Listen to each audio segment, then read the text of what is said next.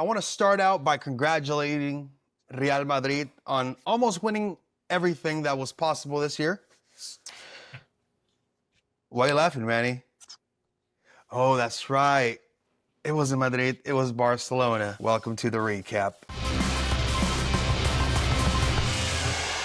Manny, give me the breakdown of Madrid's season this year. We battled through injuries, tried to stay in the fight as long as we could, and in the Uh-huh. end, we just came short. I feel bad for Mbappe, brother, because he is the Pichichi and most likely he's gonna win the Golden Boot. But every important game that he played, he lost. I don't call Manchester City versus Madrid game important because it was a game that Madrid should have avoided by playing, winning winning the games that they were supposed to win.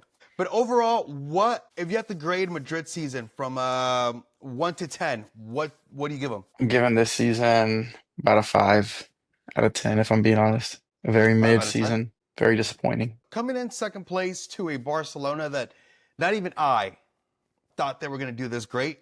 There's no shame in that. Losing to an Arsenal that we thought it was good, but then, you see them play against PSG and you're like, how did Madrid lose? Just kind of puts in perspective how bad of a season Madrid had. Yeah, it's definitely one that we could forget about, but there were still some good moments, Modric's farewell tour, got Mbappe getting the European Golden Boot. There was plenty of bright spots in a bad season, but I'm sure all Madridistas are ready for next season. I bet Madridistas are ready for next season. How terrified are Madridistas that the young Lamine Yamal has today signed an extension for Barcelona till 2031? I don't think we'll ever be terrified until he can finish or use his right foot. But obviously you would rather Barca not have him, but he's there, but we'll be all right. But you're excited for next year, right? Absolutely, man. We got some good players coming in. We got a new coach that we have a lot of expectations for, and we just think it really can't be worse than this season. I mean, it could. It could. Atletico Madrid can step up and, you guys get third or fourth place. I mean, third place is realistically. But now let's shift to the champions. The team that no one thought that was actually going to play this good or was going to win the league, win La Copa del Rey, win La Supercopa, and reach the semifinals of the Champions League. What impressed you the most about Barcelona this year? Just how Hansi Flick was able to get these youngsters to come together and play as a team, that high press. They were a goal scoring machine, You got Rafinha putting up all these goals and assists. You got Lamine Yamal getting all these goal contributions. It's just it was very impressive. I'm not gonna lie. Why did at the beginning of the season, like even myself included, no one actually gave him a chance? Was it because of the previous season with Xavi that most of these players are the same except for Dani Olmo? Yeah, Barca didn't really shake up the roster too drastically. They lost Ter Stegen, put in Szczesny, who was retired. So I don't think anybody was expecting this. I don't think anyone was expecting this out of Barca. Now, one player I want to highlight for next year is going to be Marc Bernal. He played 3 games and got injured. Wait for this kid. He's only 18. He barely turned 18. Dude is like 6'2", 6'3". Regen. And I don't want to overhype him, but regen of Sergio Busquets. Brother, you guys, if you enjoy football and you love football, this kid is gonna blow you away. Trust me, the way he plays, it's so soothing, that the magic he has with the ball, and it brings back flashes of Sergio Busquets. I'm not saying it's Sergio Busquets, but he's a really good player. Also with Barcelona for this year, I thought Atletico Madrid was going to win the league. They brought in $180 million worth of transfers in the summer just to end up in third place.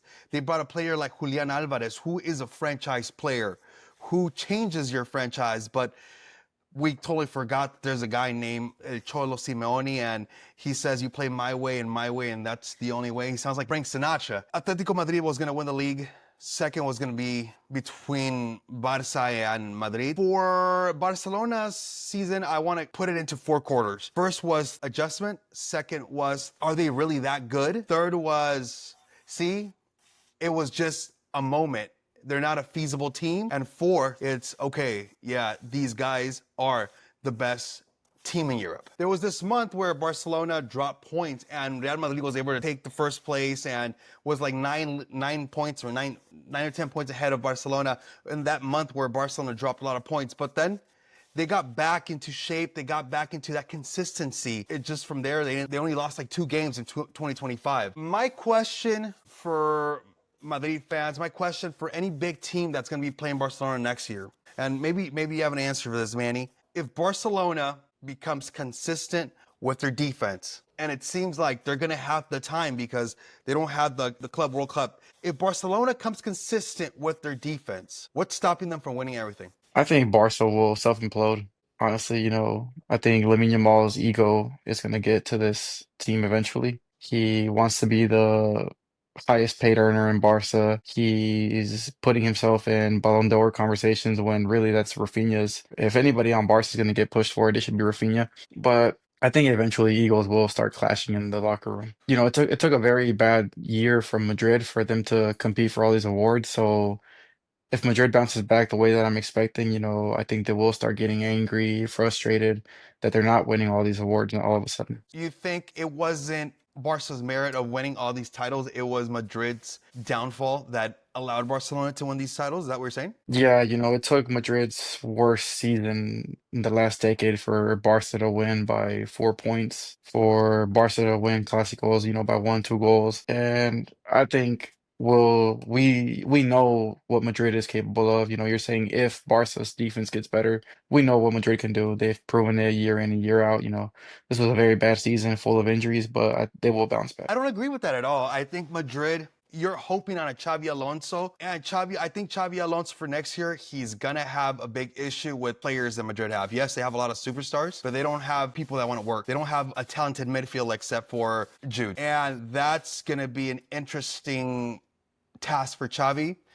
And I feel that Madrid's job for next year is to close the gap to Barca, not beat Barca. It's got plenty of talent. Fede made the team of the season over Bellingham. He had a much better season than Bellingham did. Which I don't And understand how people would put Fede over Bellingham, but I love Fede, but the true enthusiasts know what Fede brings to the table. That man is a dog. He's a workhorse. I get it. He's a dog, but I mean, come on. Come on. Fede over Jude, brother.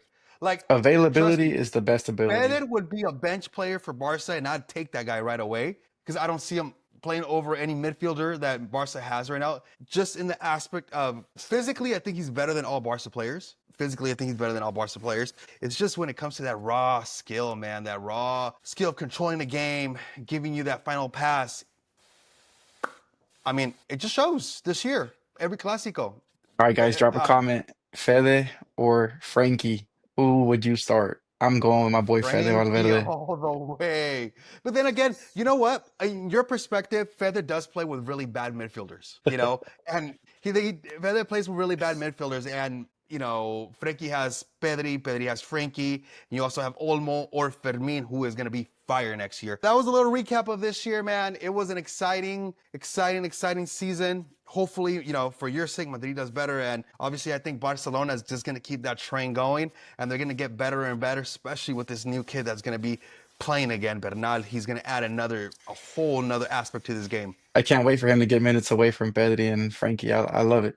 Bring him. Manny, any words before we sign off, brother? Madrid will be back.